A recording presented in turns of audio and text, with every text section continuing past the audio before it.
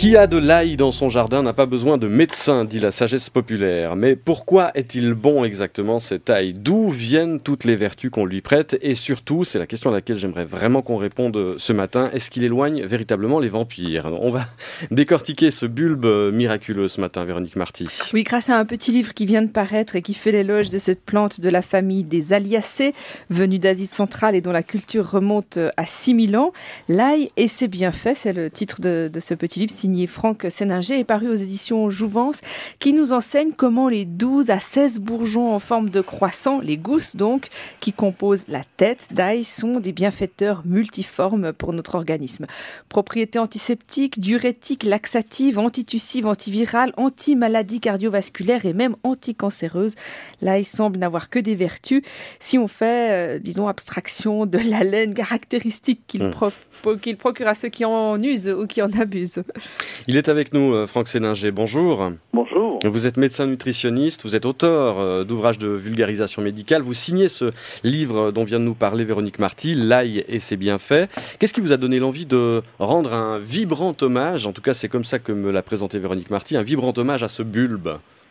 On est toujours à la recherche d'aliments qui sont bons pour la santé, et l'ail à cet égard est irremplaçable. Et il n'y avait pas d'ouvrage jusqu'à maintenant, à ma connaissance, qui fasse le point sur les vertus présumées ou réelles de l'ail. Donc j'ai comblé un vide et en plus j'ai fait partager une passion aux lecteurs pour les aliments qui sont les aliments santé.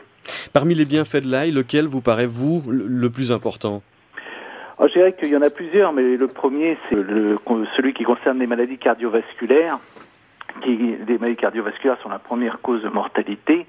Et donc, à cet égard, l'ail allonge la longévité, diminue l'athérosclérose, dilate les artères du cœur pour permettre une meilleure circulation. Donc, il est très très intéressant sur ce point de vue-là. Mais qu'y a-t-il dans l'ail qui agit sur notre organisme au fond? Comment ça marche l'ail? Alors, il y a plusieurs composés. Le composé roi, c'est l'allicine. Alors, c'est amusant parce que c'est un composé qui n'existe pas réellement dans l'ail et qui se forme lorsque les cloisons de l'ail sont broyées par la mastication ou lorsqu'on coupe avec un couteau. Et il y a deux composés qui se mélangent et qui forment cette allicine qui est extrêmement bienfaiteur pour l'organisme. Alors ce n'est pas le seul. L'allicine se décompose lui-même en composés soufrés. Donc vous l'avez dit vous-même, hein, l'ail a un rôle contre les maladies infectieuses. Donc le soufre est connu pour ses vertus antiseptiques. Et puis également il y a de l'adénosine qui est un vasodilatateur. Il y a des protéines, ce qu'on appelle des acides aminés soufrés. Tous ces composés sont très très bons pour l'organisme. Mais vous parlez même, Franck Séninger, de propriétés anticancéreuses. Ça va très très loin. C'est prouvé ça? Alors oui, enfin, il y a pas chez l'homme. Actuellement, en fait, c'est une découverte assez récente.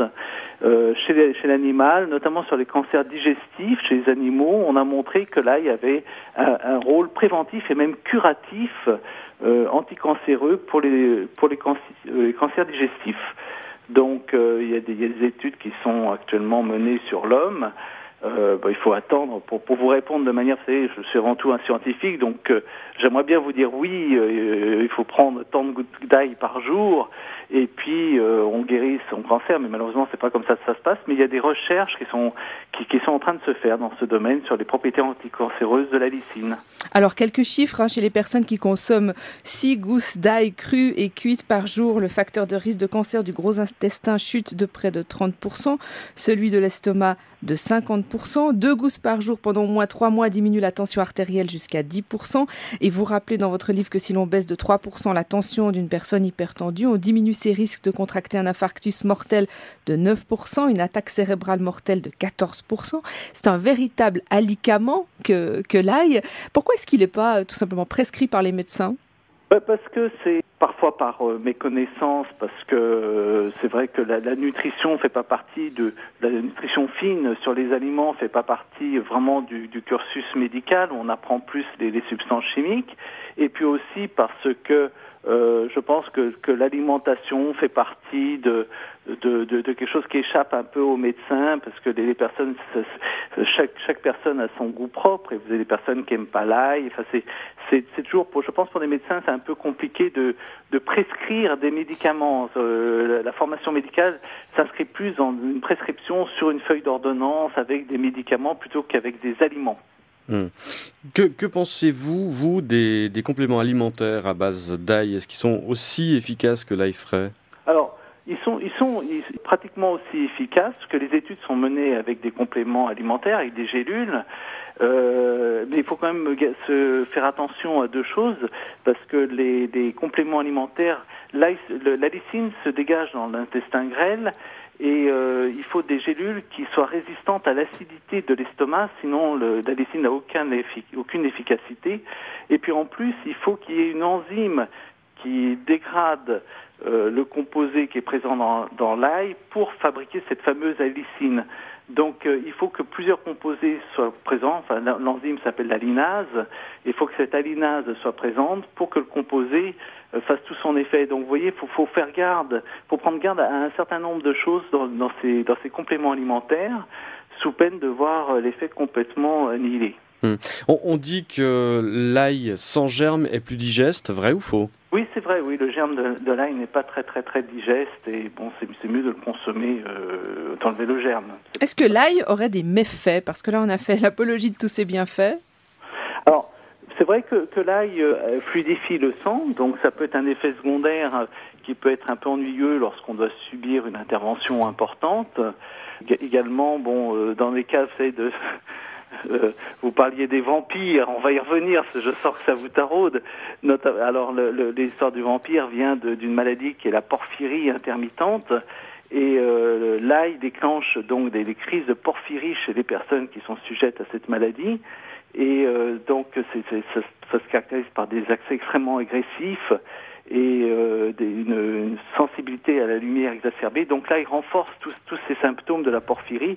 Donc c'est vrai que c'est une contre-indication à la consommation de l'ail. Reste le problème de l'haleine. Est-ce qu'on a trouvé des solutions pour y parer? Alors, il semblerait que le persil et la menthe diminuent cette haleine un peu caractéristique.